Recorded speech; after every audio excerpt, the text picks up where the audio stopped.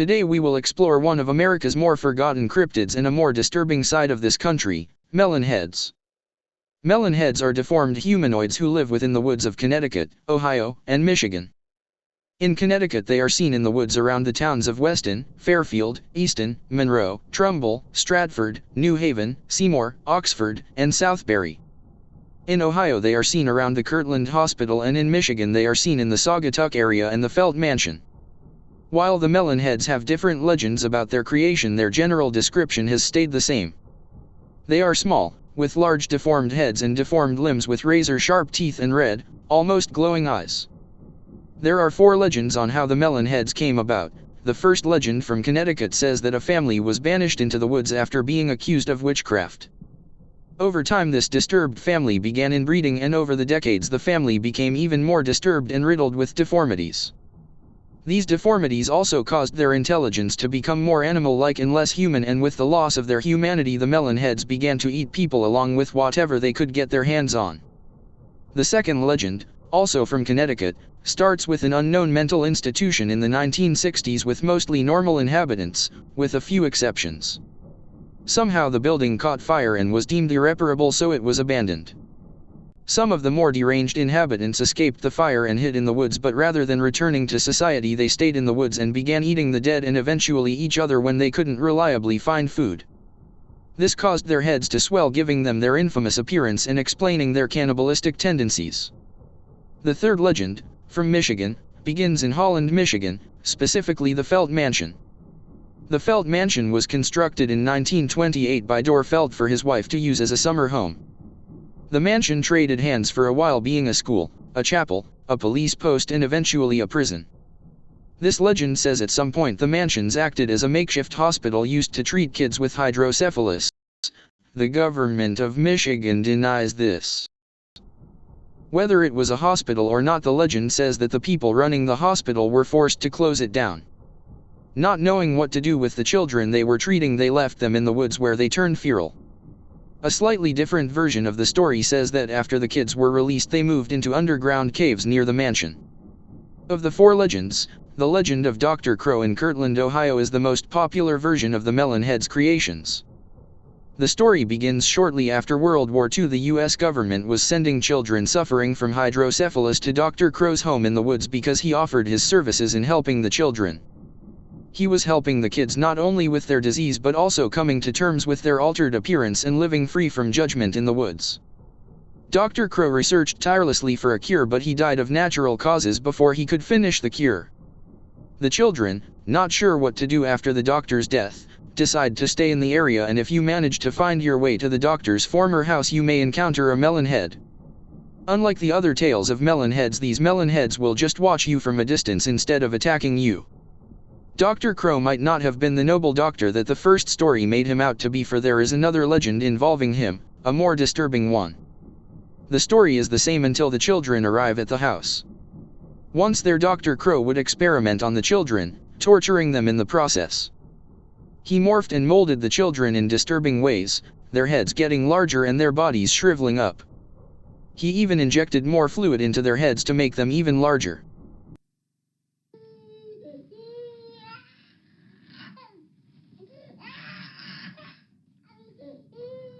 One day, however, the children revolted, killing Dr. Crow and burning down the house they lived in and escaping into the woods.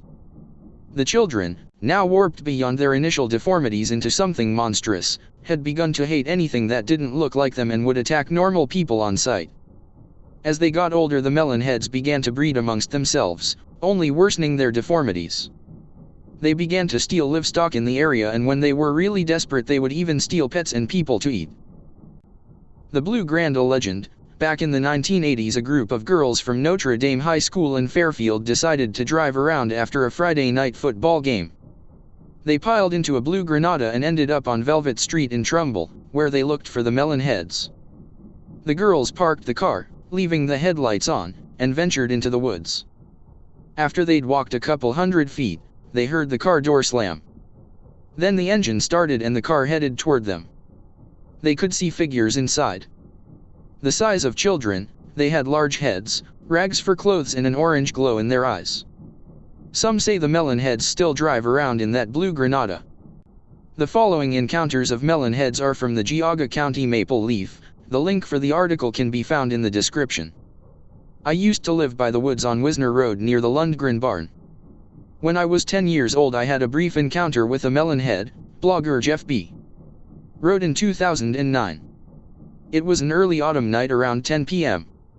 when I heard my dog bark and I ran outside to see what was going on. When I went outside to see what the commotion was all about, I found my dog lying there bleeding. I looked toward the woods and saw what I believed to be a small figure with very pale skin and a large head. When the creature saw me, it ran into the woods. I went out the next morning and followed the tracks, but they stopped near a creek.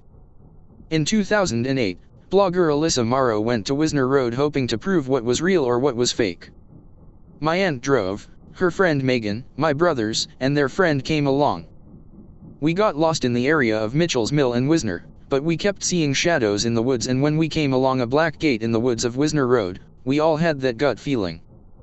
The kind of feeling that tells you that you aren't about to be in a good situation, Morrow wrote. Well, my brothers and their friend thought it would be cool, to make them not seem like sissies, to get out of the car. Well, they walked down a little side road for a few moments, and my aunt and I got scared, so we beeped the horn several times. And they ran back to the car, all diving in. They claim that there was something that ran across the road. It suddenly got extremely foggy outside. Momentarily, my brother Keith realized he lost his phone while running back to the car. We were in no mood, and none of us had the courage to turn back. Alex grew up in Kirtland and was dating a girl from Chardon.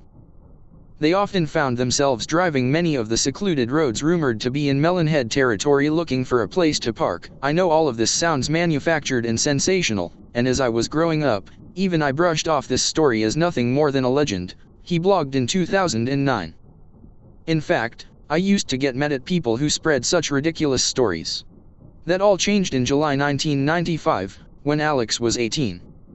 While traveling down Chardon-Windsor Road, I came face to face with one of these beasts, and I can tell you they are as real gets, he wrote.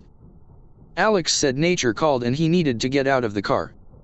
Suddenly, I heard the car start up and lurch into gear, and out of the corner of my eye saw it move backwards as the headlights came on, he wrote. The headlights were pointed into the woods and, through the foliage, I saw the silhouettes of 3 or 4 shadowy shapes lumbering around.